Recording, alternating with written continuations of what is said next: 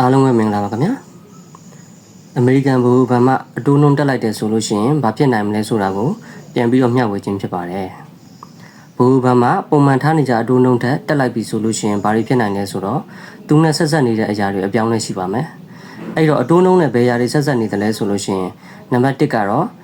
ဘာမှပတ်စံစုတဲ့သူတွေပါဘန်တိုးနှုံမြင်လိုက်တဲ့အတွက်စုထားတဲ့သူတွေကအတိုးနှုံပိုရကြပြီးတော့နောက်ထပ်ဘာမှပတ်စံစုဖို့ကိုလည်းတွန်းအားဖြစ်စေတဲ့အတွက်ကြောင့်ဘာမှပတ်စံစုတဲ့သူတွေပိုများလာပြီးတော့အရင်ကတက်ဆိုင်ရင်ငွေအများစုကဘဏ်ကိုပြန်ရောက်လာမယ်ဆိုတဲ့သဘောကိုတက်ရောက်ပါတယ်။ဘာမှငွေစုတဲ့သူတွေအရင်ကတက်ဆိုင်ရင်ပိုများလာမှာပါ။နံပါတ်2ကတော့ exchange rate ပါ။အတိုးနှုန်းမြင့်လိုက်တာငွေကြေးကိုဘဏ်မှာပြန်စုတဲ့သဘောဖြစ်တာကြောင့်အပြင်ဈေးကွက်မှာငွေကြေး cash တွေနှဲပါတဲ့သဘောတက်ရောက်ပါတယ်။ဒါကြောင့်ငွေကြေးလဲလှယ်တဲ့လုပ်ငန်းတွေမှာဒေါ်လာတွေဟာတန်ဖိုးမြင့်တက်လာမယ်ဆိုတဲ့သဘောဖြစ်ပါတယ်။ဥပမာဆိုပါတော့ဒေါ်လာနဲ့မြန်မာငွေကျပ်လဲလှယ်လို့ရှိရင်ဒေါ်လာဈေးကအရင်က$ကို4400ကနေဘန်တိုးနှုန်းမြင့်လိုက်တဲ့အတွက်အခုဆိုရင်$ကို4600မှာရမယ်ဆိုတဲ့သဘောဖြစ်ပါတယ်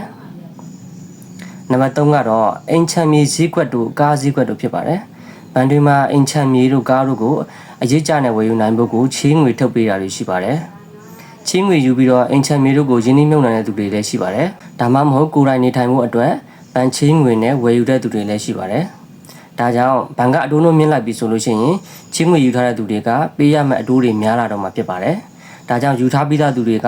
ဆက်လို့ရရင်ပြန်ဆက်ကြမှာပါ။ယူဖို့အစီအစဉ်ရှိတဲ့သူတွေလည်းများသောအားဖြင့်အခြေအနေကိုစောင့်ကြည့်မယ်ဆိုပြီးတော့တုံ့ဆိုင်သွားကြပါလိမ့်မယ်။ဒါကြောင့်အင်ချင်မီနဲ့ကားစည်းကွက်တို့ဟာအရင်ကတည်းကဆိုင်နည်းနည်းအေးသွားမယ်။ဈေးအကျပတ်ရှိမယ်ဆိုတဲ့သဘောဖြစ်ပါတယ်။နံပါတ်4ကတော့စီးပွားရေးလုပ်ငန်းတွေဖြစ်ပါတယ်။သူလည်းအင်ချင်မီဈေးကွက်နဲ့သဘောတရားကအတူတူပါပဲ။ဘဏ်တွေမှာချင်းငွေတွေယူပြီးတော့အလုပ်လုပ်ကြတဲ့လုပ်ငန်းရှင်တွေအများကြီးရှိပါတယ်။နိုင်ငံတိုင်းမှာပဲ။ဒါကြောင့်သူတို့လည်းချင်းငွေယူထားတဲ့ငွေကြီးအတွက်အတိုးနှုန်းတွေမြင့်လာတာကြောင့်တက်နိုင်တဲ့တော့ပြန်ဆက်ကြမှာပါ။ဒါဆိုရင်လုပ်ငန်းကငွေပြန်ထုတ်တာဖြစ်တဲ့အတွက်လုပ်ငန်းတွေအရင်ကလိုမဟုတ်ပဲအချိန်နှီးတော့မှဖြစ်ပြီးတော့လုပ်ငန်းချက်မဲ့အစီအစဉ်ရှိရင်လည်းယာယီနေဖြစ်မချက်ပြတော့ပါဘူး။ဒါကြောင့်အားလုံးခြုံကြည့်မယ်ဆိုရင်စီးပွားရေးလုပ်ငန်းတွေနှီးသွားမယ်အေးသွားမယ်ဆိုတဲ့သဘောဖြစ်ပါတယ်။နံပါတ်5ကတော့ stock market နဲ့ bond market တို့ဖြစ်ပါတယ်။စီးပွားရေးလုပ်ငန်းတွေအေးသွားမယ်နှီးသွားမယ်အဲ့ကနေတဆင့်လုပ်ငန်းမှာရင်းနှီးမြှုပ်နှံတဲ့သူတွေရဲ့ share အမြတ်ဝေစုတွေလည်းနည်းသွားပါမယ်။ဒါကြောင့်တချို့တွေက share တွေကိုပြန်ထုတ်ရောင်းပြီးတော့တခြားမှာရင်းနှီးမြှုပ်နှံမှုစဉ်းစားကြမှာပါ။ဒါကြောင့်စီးပွားရေးလုပ်ငန်းပေါ်မူတည်နေတဲ့ stock ဈေးကွက်ကလည်းအကျပဲရှိမယ်ဆိုတဲ့သဘောဖြစ်ပါတယ်။နိုင်ငံတကာနိုင်ငံရဲ့ချင်းငွေစာချုပ်ဖြစ်တဲ့ bond market ကတော့အတက်နဲ့အကျအနှစ်မျိုးတစ်ပြိုင်တည်းဖြစ်ပါတယ်။နိုင်ငံတော်ကအတိုးနှုန်းကိုမြင့်လိုက်တဲ့အတွက်ပထမရောင်းပြီးသားဘုန်းတွေက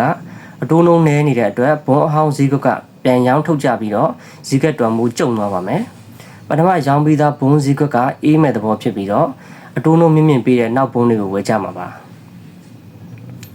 ဒီအချက်တွေကတော့ဘန်တိုးနှုန်းမြင့်လိုက်ပြီဆိုလို့ရှိရင်ပြောင်းလဲမဲ့အခြေခံသဘောတရားတွေပါ။ဘန်တိုးနှုန်းကိုချလိုက်ပြီးနှိမ့်လိုက်ပြီဆိုလို့ရှိရင်တော့သူ့ရဲ့ဆန့်ကျင်ဘက်ပဲဖြစ်ပါတယ်။ဒါပေမဲ့ဘန်တိုးနှုန်းကိုကင်တယ်မဲ့ပညာရှင်မှမူတည်ပြီးတော့